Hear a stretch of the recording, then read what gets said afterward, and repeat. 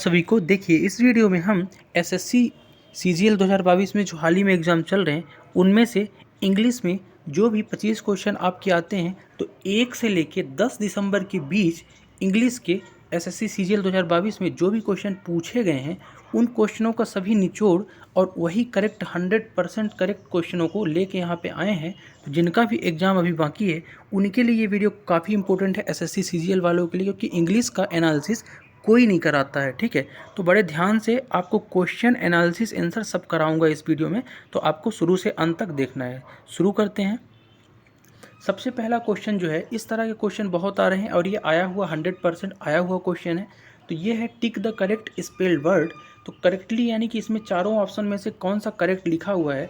चार आपके पास ऑप्शन है, तो देखिए इसमें से जो पहला है ना, रिकॉन्साइल, ये करेक्ट लिखा हुआ है, बाकी ये तीनों गलत लिखे हुए हैं। तो रिकॉन्साइल की स्पेलिंग क्या होगी?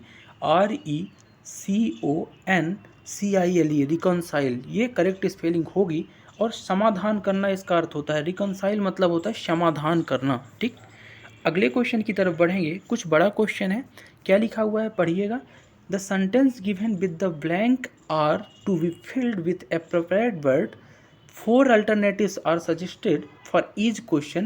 For each question choose the correct alternative and click the button corresponding. अब देखो, आपको यहाँ पे एक क्वेश्चन दिया हुआ है। इस क्वेश्चन में आपको बोला है कि इसके लिए जो आगे इसका करेक्ट बनेगा वर्ड वो आपको बताना है चार ऑप्शनों में से।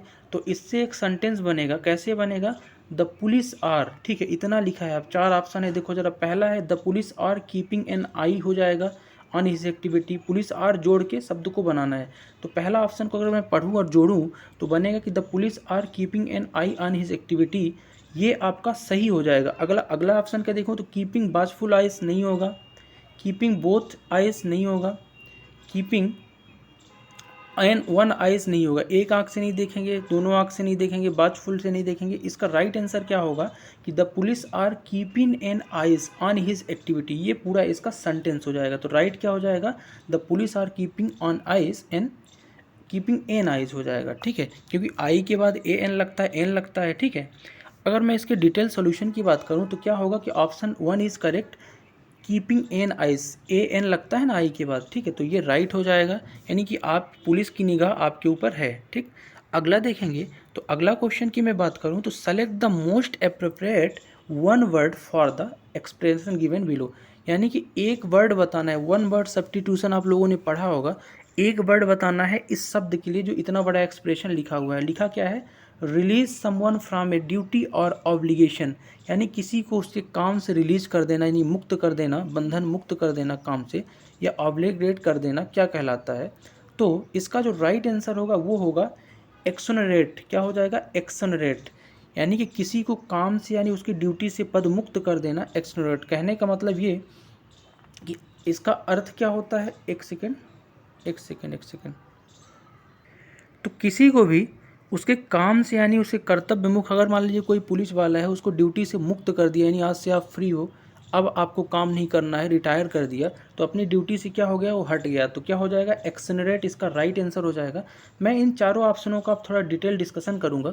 तो पहला ऑप्शन आपके सामने क्या लिखा था? डिलीवरेट। तो डिलीवरेट मतलब क्या होता है? डन ऑन पर्पस, यानी कि जानबूझकर किया गया काम को डिलीवरेट बोलते हैं। ठीक, अगला ऑप्शन आपके सामने था इलिटरेट। इसका अर्थ क्या होता है कि उदाहरणों, चित्रों, आरेखों आदि की मदद से किसी बात को समझाना, यानी आप जब प्रेजेंटेशन प्रस्तुत करते हो तो इलिस्ट्रेट करते हो। ठीक है, चित्रों से समझाते हो कोई चीज़। अगला जो आपका ऑप्शन था एक्सोनरेट, इसका अर्थ क्या होगा कि यह दिखाने बताने के लिए कोई व्यक्ति किसी चीज़ को बुरा होने पर दोषी नहीं ठहराया जाता। ठीक है, अगले ऑप्शन की बात करूँ, एग्जरेट क्या हो जाएगा? To make something seem larger better worse, यानी किसी बात को बड़ा चढ़ा कर बोलना एग्जरेट कहता है।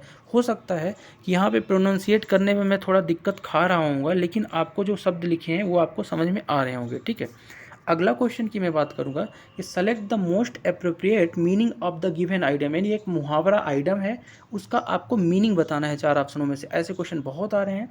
तो आपके पास मुहावरा क्या है? Cake walk. केक वॉक आपके पास आइटम है और चार ऑप्शन है। तो केक वॉक का जो करेक्ट अर्थ होगा वो होगा समथिंग ईजी। क्या हो जाएगा? समथिंग ईजी, यानी कोई काम बहुत ही आसान है तो उसको बोलते हैं केक वॉक। क्या बोलते हैं? Cake walk. ठीक है, इसका मैं डिटेल डिस्कशन करेंगे। तो द प्रिपेयर्ड मीनिंग जो हो जाएगी केक वॉक की, क्या होगी, समथिंग ईजी हो जाएगी। केक वॉक मतलब होता क्या है कि ऐसा टास्क जो बिल्कुल भी कठिन ना हो, आसान सरल काम को बोलते हैं केक वॉक। ठीक है, अगर मैं एक एग्जांपल की बात करूं केक वॉक की, बहुत ईजी की समथिंग, तो एग्जांपल है after winning the national championship the regional competition बाज ए केक वॉक। यानी कि अगर आप नेशनल चैंपियनशिप जीत जाते हो तो क्षेत्रीय खेल आपके लिए एक केक वॉक की तरह है, यानी बहुत ईजी है। ठीक, अगले क्वेश्चन की मैं बात करूंगा। ये क्वेश्चन आपका, अब यहाँ से आपको नोट करना है कि 1 से 2 क्वेश्चन डायरेक्ट इनडायरेक्ट स्पीच के पूछते हैं। यहाँ पे क्वेश्चन क्या है कि choose the most suitable determiner for the given sentence. आपको डिटरमाइनर पूछा है, यहाँ से भी क्वेश्चन आते हैं। तो आपके पास ये लिखा हुआ है क्या, सेंटेंस। अब सेंटेंस के लिए 4 ऑप्शन है, तो आपको डिटरमाइनर निर्धारक कौन सा इसमें सही होगा ये बताना है। तो पहले तो मैं सेंटेंस पढ़ लेता हूँ। The Gupta family has very can't go for holiday every year. अब भेरी के बाद क्या आएगा आपको यही बताना था, तो इसका राइट आंसर हो जाएगा little. The Gupta family has very little can't go for holiday every year, तो राइट आंसर हो जाएगा लिटिल। अगर मैं इसके थोड़ा सा जाता हूँ डिटेल डिस्क्रिप्शन में, तो लिटिल क्या होता है, वहाँ यूज करते हैं लिटिल जहाँ पे अनकाउंटेबल नाउन होता है, यानी जहाँ गिन नहीं सकते। अगर मैं कहता हूँ मनी, मनी को आप गिन नहीं सकते, ठीक है। मैं कहता हूँ water, little glass of water, ठीक है, तो वहाँ लिटिल का यूज करते हैं जहाँ पे आप जिसको आप गिन नहीं सकते। अगर एग्जाम्पल की लिटिल की मैं बात करूँ तो I am not very happy about but I suppose I have a little choice. अब चॉइस को तो आप गिन नहीं सकते हो, लेकिन लिटिल लगा दोगे जिसको आप गिन नहीं सकते अनकाउंटेबल पे। अगले क्वेश्चन की तरफ हम बढ़ेंगे। अगला क्वेश्चन क्या था कि improve the underlined phrase of the given sentence, यानी फ्रेजेस को इम्प्रूव करना था जो अंडरलाइंड गिवन सेंटेंस है। तो एज सिमोन बाज, ये सेंटेंस है, as Simon was familiar with the road to Neeraj house he led the way. अब लेड द वे में अंडरलाइन था, मैं यहाँ बना नहीं पाया हूँ, लेड द वे में क्या था, अंडरलाइन था। तो इसका 4 ऑप्शन है, कौन सा सही होगा। तो देखिए जो उचित हो जाएगा ना इस ही लेड द वे में, इस पूरे के लिए वो हो जाएगा लेड द वे, वे, ठीक है, ही नहीं लगेगा, लेड द वे केवल होगा। क्या होगा, लेड द वे, ही को हटा देना पड़ेगा। तो सेंटेंस आपका कैसे बनेगा, as Simon was familiar with the road to Neeraj house led the way, ही हट जाएगा, ठीक है। तो राइट आंसर हो जाएगा option A, led the way. ठीक, क्यों हो जाएगा, इसलिए हो जाएगा क्योंकि ये सेंटेंस क्या है, पास्ट टेंस था, और पास्ट टेंस में आपका वर्ब का सेकेंड फॉर्म होता है। ठीक है, चलिए आगे बढ़ते हैं। एक क्वेश्चन था आपका, डायरेक्शन क्या था कि out of the given option choose the one which is correct active voice of the sentence. आपको यहाँ पे एक पैसिव वॉइस दिया रहता है, इस तरह से पैसिव वॉइस रहेगा और 4 ऑप्शन रहेंगे और पैसिव का एक्टिव बताना है। 2 से 3 question active voice passive voice के पूछे जा रहे हैं, तो इन क्वेश्चनों को आप जरूर पढ़ के जाइएगा, एक्टिव वॉइस पैसिव वॉइस को। अब मैं देखता हूँ बताना क्या है एक्टिव वॉइस। तो पैसिव वॉइस को पहले पढ़ लूँ। पैसिव वॉइस क्या लिखा है, by home was the window broken, ठीक है। तो इसका करेक्ट एक्टिव वॉइस क्या होगा, ऑप्शन 3 होगा, हु ब्रोक द विंडो, ठीक है, हु ब्रोक द विंडो, ठीक है। बात करूँ इसके एक्सप्लेनेशन की, तो टेंस कौन सा है, सिंपल पास्ट टेंस है। हु ब्रोक द विंडो कौन सा टेंस है, सिंपल पास्ट टेंस है। अगर मैं इसको पैसिव बनाता तो बाज वेयर लगाता, और यहाँ पे आपको पैसिव में पहले ही बाज वेयर दिया है, तो आपको क्या करना है, और वर्ब का सेकेंड फॉर्म लगता है ब्रेक, ब्रोक, ब्रोकन। तो हु ब्रोक द विंडो इसका राइट आंसर हो जाएगा, पैसिव वॉइस का एक्टिव। बात समझ पा रहे हैं, चलिए इस तरह से आपको पहचानना है। अगर मैं इसके स्ट्रक्चर की बात करूँ तो अगर पैसिव वॉइस में क्या बाज वेयर है, और भी वर्ब का थर्ड फॉर्म हमेशा पैसिव वॉइस में होता है, जैसे कि आप देख रहे हो by home was the window broken, verb का थर्ड फॉर्म है। तो यहाँ पे जो आपका बनता है एक्टिव वॉइस उल्टा करके क्या बनेगा, वर्ब का सेकेंड फॉर्म, ठीक है। तो हमने वो राइट आंसर कर दिया है आपका, हु ब्रोक द विंडो, इसलिए हो जाएगा। ठीक है, आई होप आपको डिटेल एक्सप्लेनेशन समझ में आ रहा होगा, और ये वीडियो हमने काफ़ी मेहनत करके आपके लिए बनाई है। तो चैनल को अभी तक सब्सक्राइब नहीं किया, सब्सक्राइब जरूर कर लीजिएगा। अगले क्वेश्चन को देखेंगे। डायरेक्शंस क्या दिए हैं, select the meaning of the following idiom as phrases. Idiom और फ्रेस एक दिया रहेगा, इसकी आपको अर्थ बताना है, 4 ऑप्शन रहेंगे। बात करूं आइडियम फ्रेस क्या है, apple pie order, apple pie order एक मान लो आइटम दिया हुआ है और 4 ऑप्शन है, तो इसमें राइट क्या हो जाएगा, in perfect order. Apple pie order का एक फ्रेस या आइटम है, इसका राइट आंसर अर्थ क्या होगा, इन परफेक्ट ऑर्डर। यानी कोई चीज़ अगर perfect order by order sequence में समाहित है तो उसको क्या बोलते हैं, एप्पल पाई ऑर्डर। ए से एप्पल होता है ना, ABCD, ठीक। अगर मैं डिटेल की बात करूं तो गिवन आइटम क्या है, यहाँ पे एप्पल पाई ऑर्डर है, इसका मीन्स क्या होता है, सही क्रम में। तो एप्पल पाई ऑर्डर मतलब होता है सही क्रम में, और इसका जो एग्जैक्ट आंसर होगा इन परफेक्ट ऑर्डर, यानी सही क्रम में, ठीक है। अगला 10वां क्वेश्चन की मैं बात कर लेता हूँ आपके सामने कि choose the correct form of the sentence. अब आपको correct form of the sentence बताना है। एक यहाँ पे आपके सामने सेंटेंस लिखा रहेगा और 4 आपको मैं ऑप्शन दूंगा और आपको correct form of the sentence बताना है। ये आपका सेंटेंस है, respected madam I completed my assigned job on time. देखो इसमें से बाकी चीज़ें सही हैं, करेक्ट हैं, लेकिन इसमें असाइंड जो है गलत लिखा है। असाइंड की ओरिजिनल स्पेलिंग क्या होगी, जिसको असाइन करते हैं वो आपकी होगी ASSIGNED और यहाँ पे केवल एक ही एस है तो ये गलत हो जाएगा। तो इसमें से जिसमें डबल एस है वो वाला सही होगा। तो मैं देखता हूँ ऑप्शन नंबर 3 को, respected madam I completed my assigned job. यहाँ पे असाइंड की स्पेलिंग बिल्कुल राइट है, यहाँ पे तो कंप्लीटेड की ही गलत है, यहाँ पे भी असाइंड की रिस्पेक्टेड मैडम ये भी आपका गलत हो जाएगा, कंप्लीटेड की ज़्यादा हो गई है। तो राइट आंसर क्या हो जाएगा, ये असाइंड की राइट स्पेलिंग और respected madam I completed my assigned job on time, ये इसका राइट आंसर हो जाएगा। तो ऐसे भी क्वेश्चन पूछे जा रहे हैं। मैं अगले क्वेश्चन की बात करूँगा। क्वेश्चन नंबर 11 आपके सामने है। क्या बोल रहा है कि select the option the expresses the given sentence into indirect speech. देखो आपके सामने इस तरह के 2 से 3 क्वेश्चन पूछे जा रहे हैं डायरेक्ट इनडायरेक्ट स्पीच से। तो यहाँ पे आपको डायरेक्ट स्पीच का एक क्वेश्चन है और इनडायरेक्ट स्पीच में इसको कन्वर्ट करना है। मैं पहले डायरेक्ट स्पीच के क्वेश्चन को पढ़ूंगा, फिर चारों ऑप्शनों में देखूंगा इसका करेक्ट इनडायरेक्ट स्पीच क्या होगा। तो Pankaj said I will be using the car tomorrow, ये आपका क्या हो गया, इनडायरेक्ट स्पीच हो गया। यानी पंकज ऐसा बोला, किसी को हम बता रहे हैं कि I will be use the car tomorrow. तो इसका जो इनडायरेक्ट होगा क्या हो जाएगा आपका, वो हो जाएगा। इन चारों ऑप्शनों को आप देखिए, बताइए क्या होगा। तो देखिए इसका राइट आंसर हो जाएगा ऑप्शन 4। ठीक है, क्यों होगा इसका राइट आंसर, क्योंकि यहाँ पे Pankaj said that indirect speech, देखिए डायरेक्ट दिया हुआ है, क्या दिया है, Pankaj said I will be using the car tomorrow. तो इसका इनडायरेक्ट क्या हो जाएगा, सेड के बाद सेड दैट लगता है इनडायरेक्ट में, तो said that he would be using the car next day. Tomorrow की जगह नेक्स्ट डे आप यूज़ करोगे, तो राइट आंसर हो जाएगा Pankaj said that he would be using car next day. ठीक है, अगले में क्वेश्चन की बात करूँ, क्वेश्चन नंबर 12 की। ये क्या कह रहा है कि what is the synonyms of the given word. Synonyms मतलब क्या होता है, समानार्थी यानी पर्यायवाची। तो एक गिवन वर्ड है आपके सामने डेजलिंग, क्या है, डेजलिंग। डेजलिंग का आपको बताना है कि सिनोनिम्स क्या होगा। 4 ऑप्शन आपके सामने है, तो इनमें से शाइनिंग जो है ना, डेजलिंग का सिनोनिम्स यानी समानार्थी होता है, उसके समान शब्द शाइनिंग। तो डेजलिंग का अर्थ क्या हो जाएगा, शाइनिंग। ठीक है, कैसे, थोड़ा मैं डिटेल में अगर देखूंगा तो डेजलिंग मतलब होता है क्या, एक्सट्रीमली ब्राइट, बहुत ही तेज चमकीला, एक्सपेशली सो ब्लाइंड आइज यानी टेम्परेली, यानी कि बहुत ही चमकीले चीज़ को बोलते हैं डेजलिंग। और शाइनिंग भी होता है, ग्लो यार ब्राइट रिफ्लेक्टेड, यानी कि इसका डेजलिंग का अर्थ क्या हो जाएगा, शाइनिंग। तो राइट हो जाएगा आपका सिनोनिम शाइनिंग। ठीक है, चलो अगला क्वेश्चन देखेंगे। 14 नंबर क्वेश्चन है कि डायरेक्शन एक दिया है, select the correct active passive voice from the given sentence. आपको एक सेंटेंस है, इस सेंटेंस का एक्टिव है या पैसिव क्या है। अगर जो है, अगर एक्टिव दिया रहे तो उसको पैसिव में कन्वर्ट करो, यानी चारों ऑप्शन में से पैसिव ढूंढो, अगर पैसिव है तो एक्टिव ढूंढो। तो अब देखता हूँ पहले मैं सेंटेंस क्या है कि what he has done will save his company. सीधी सी बात है कि ये दिख रहा है एक्टिव वॉइस है, कौन सा एक्टिव, एक्टिव वॉइस तो टेंस ही होते हैं। तो एक्टिव को पैसिव में कन्वर्ट करना है चारों ऑप्शनों को देखते हुए, तो कैसे करेंगे। तो इसका राइट आंसर हो जाएगा कि his company will be saved by what he has done.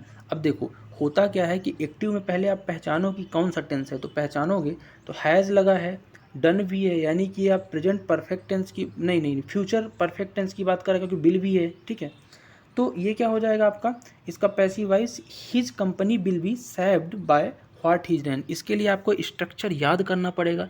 मैं अगर स्ट्रक्चर की बात करूं तो सेंटेंस कौन सा है, फ्यूचर इंडिफिनिट है, सॉरी ये आपका परफेक्ट नहीं है, बिल और सेल, आपका बिल हैव होता तब आपका हो जाता फ्यूचर परफेक्ट। तो ये कौन सा टेंस है, फ्यूचर इंडिफिनिट है। तो स्ट्रक्चर कैसे बनता है फ्यूचर इंडेफिनिट का, अगर एक्टिव वॉइस यानी टेंस की बात करूँ, एक्टिव वॉइस तो टेंस ही होता है, सब्जेक्ट प्लस बिल प्लस भी फर्स्ट प्लस ऑब्जेक्ट।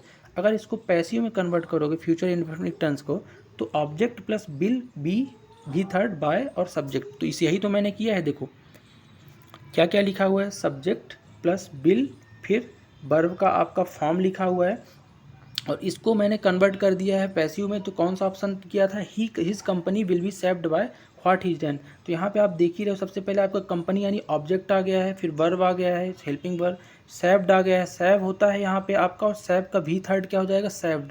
तो ये परिवर्तन हुए हैं, यानी कि आपका सब्जेक्ट लास्ट में आएगा। तो इस तरह से एक्टिव वॉइस पैसिव वॉइस को आप लोग ज़रूर पढ़ लेना। अब इतने छोटे वीडियो में समझा नहीं पा रहा हूँ, माफ़ी चाहूँगा उसके लिए।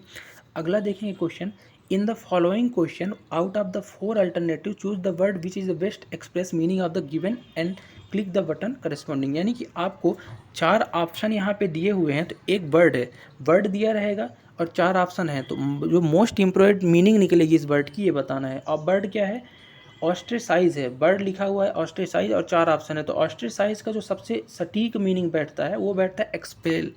अब ऑस्ट्रेसाइज मतलब होता है क्या है, पहले ये समझ लो। देखो, ऑस्ट्रेसाइज मतलब होता है exclude someone from the group, यानी समाज से बाहर निकाल दें अगर किसी व्यक्ति को, उसको बोलते हैं ऑस्ट्रेसाइज। और अगर ऑप्शन में से मैं एक्सपेल की बात करूँ तो एक्सपेल मतलब ये भी होता है किसी को कंपनी से या किसी को कहीं अच्छी जगह से बाहर निकाल देना। अदर ऑप्शन की मैं बात करूँ तो रिड्यूस मतलब क्या होता है, कम करना, ठीक। असिस्ट मतलब हेल्प करना, तो इसका राइट आंसर क्या हो जाएगा, ऑस्ट्रेस का एक्सपेल मतलब बाहर निकालना, ऑस्ट्रेट मतलब समाज से बाहर निकलना, एक्सेल मतलब कंपनी या संस्था से बाहर निकालना। 16वें नंबर क्वेश्चन की मैं आपके सामने बात कर लेता हूँ, ये भी एक्टिव वॉइस पैसिव वॉइस से संबंधित है।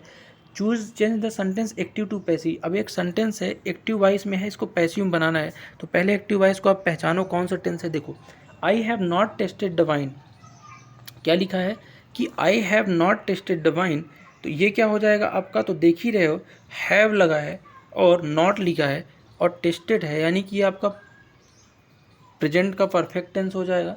और प्रेजेंट का परफेक्ट टेंस में क्या होता है, भी वर्ब का थर्ड फॉर्म और हैज़ हैव लगता है, तो ये प्रेजेंट का परफेक्ट टेंस एसटी वाइज में, तो पैसिव में कन्वर्ट करोगे, कैसे करोगे। देखो, the wine has not been tested by me, इसका राइट आंसर हो जाएगा पैसिव में। क्यों होगा, सबसे पहले आपका पैसिव में आएगा क्या, डिटेल देख लेते हैं। देखो, पैसिव वाइज कैसे बनेगी इसकी, सबसे पहले ऑब्जेक्ट आएगा, फिर हैज़ हैव बीन आएगा, फिर थर्ड फॉर्म आएगा, फिर बाय सब्जेक्ट, तो क्या हो जाएगा ये, द वाइन, सबसे पहले ऑब्जेक्ट क्या आया, वाइन आया, फिर हैज़ हैव नॉट बीन आया, तो has not been tested by me, यानी वर्ब का थर्ड फॉर्म। तो इस तरह से आपको पूरा स्ट्रक्चर पढ़ना है, तो इसका राइट आंसर क्या हो जाएगा, देखो, I have not tested the wine है, इसका पैसिव वाइज हो जाएगा the wine has not been tested by me, ठीक है। चलो अगला क्वेश्चन देखेंगे। 17वां नंबर क्वेश्चन आपके सामने है कि select the most appropriate meaning of the given item, यानी कि बहुत ही उचित एक आइटम है उसकी मीनिंग बताना है, सबसे सरल। तो बिन लॉरेल्स लिखा हुआ है, तो बिन लॉरेल्स का सबसे जो सटीक मीनिंग बैठता है, अर्थ बैठता है, उसको बोलते हैं टू गेन ऑनर्स। याद रखिएगा, बिन लॉरेल्स मतलब होता है टू गेन ऑनर्स, यानी कि अगर मैं इसके डिटेल में जाता हूँ तो बिन लॉरेल्स मतलब होता है कि is an item that means obtain achievement और ऑनर, यानी कोई बहुत बड़ी उपलब्धि पालो उसको बोलते हैं लॉरियल्स, सॉरी लॉलर्स नहीं, लॉरियल्स, लॉरियल्स है ना। तो बहुत बड़ी अगर कोई चीज़ आप पा जाते हो तो उसको बोलते हैं लॉरियल्स, और ऑनर भी आपका उसी से संबंधित सटीक मीनिंग देगा, इसलिए क्या हो जाएगा इसका आंसर ऑनर, अचीव ऑनर। अगर एग्जाम्पल की बात करूँ तो Anand is a very hard working boy, he is sure to win laurel in life, यानी कि ऑनर और उपलब्धि दोनों मिलेगी उसको। देखो, ऑनर और उपलब्धि एक दूसरे से जुड़े शब्द हैं, ठीक है। अगला 18वां नंबर क्वेश्चन की बात कर लेता हूँ मैं, choose one word from the given sentence, यानी कि वन वर्ड सब्स्टिट्यूशन का क्वेश्चन है, अनेक शब्दों के लिए एक शब्द, तो इसमें आपका एक सेंटेंस रहेगा, उसके लिए एक शब्द बताना है, वन वर्ड सब्स्टिट्यूशन। तो one who believe in the existence of God, जो गॉड पे यानी भगवान पे बिलीव करता है उसे क्या बोलते हैं, उसे बोलते हैं आस्तिक। तो इसका अर्थ या क्या हो जाएगा, थीस्ट। थीस्ट मतलब होता है जो भगवान पर बिलीव करे, यानी one who believe in existence of God. जबकि अथीस्ट होता है तो मतलब one who do not believe in God, यानी जो भगवान पर बिलीव न करे उसको अथीस्ट बोलते हैं, ठीक है। आपको ये चीज़ें याद रखना है। 79वें नंबर क्वेश्चन की मैं बात करूंगा, डायरेक्शन क्या दिया है, in the following question choose the word opposite meaning of the word, यानी एंटोनाइम्स पूछा है, अपोजिट मीनिंग पूछा है। चलो करते हैं। वर्ड क्या लिखा है, रिटेलिएट, रिटेलिएट का अपोजिट क्या होगा, फॉरगिव हो जाएगा, क्या हो जाएगा, फॉरगिव, ठीक है। अगर मैं डिटेल की बात करूँ तो रिटेलिएट मतलब क्या होता है, रिटेलिएट मतलब होता है किसी पर अटैक कर देना, फॉरगिव मतलब होता है किसी को आपको क्षमा कर देना या छूट दे देना। तो रिटेलिएट मतलब क्या हो जाएगा, अटैक करना, यानी कि मान लो अपने दुश्मन पे कोई अगर अटैक करता है तो उसको रिटेलिएट बोलेंगे, और उसका उल्टा बताना था तो फॉरगिव मतलब क्षमा कर दिया, ठीक है। 20 नंबर क्वेश्चन की बात करूंगा, 20 नंबर क्वेश्चन है कि 4 word are given out of the which one word correctly spelled, यानी कि इसमें से आपको ये बताना था कि कौन सा 4 ऑप्शन में से सही लिखा हुआ है। तो इन चारों में से ना ऑप्शन नंबर 3 देखोगे तो एक्जिलरेट लिखा हुआ है, यानी EXAGGERAT, एक्जिलरेट है ना, तो ये सही लिखा हुआ है। स्पेलिंग को बार बार देख लेना, EXAGGERAT, ठीक है, EXAGGERAT। तो करेक्ट स्पेल वर्ड कौन सा है, एक्जिलरेट, यानी EXAGGERAT, ठीक है। चलो तो ये थे हमारे पूरे एनालिसिस। हमने यहाँ पे 5 क्वेश्चन छोड़ दिए हैं, आपके पता है कौन से? हमने छोड़ दिए हैं जो 5 नंबर का आपका आता है कहाँ से, पैसेज से, अनसीन पैसेज के 5 ऑप्शन, एक पैसेज रहता है, उसको आप लोग देख लेना। वो छोड़ दिया क्योंकि बहुत बड़ा था, पैसेज से बना ही लोगे। तो हमने यहाँ पे बहुत सारी चीज़ें एनालिसिस की और इसमें ये पाया कि एक्टिव वॉइस पैसिव वॉइस पढ़ के जाना है, डायरेक्ट इनडायरेक्ट पढ़ के जाना है, वन वर्ड सब्स्टिट्यूशन पढ़ के जाना है, स्पेलिंग करेक्ट करके पढ़ के जाना है और पैसेज पढ़ के जाना है। बस इतना ही आपका आता है, ठीक। लेवल बहुत हार्ड नहीं है। और ये था आज का हमारा वीडियो इसके लिए। और मेरी मेहनत अगर आपको पसंद आई हो तो चैनल को सब्सक्राइब जरूर कर लीजिएगा। मिलते हैं नेक्स्ट वीडियो के साथ, तब तक के लिए जय हिंद।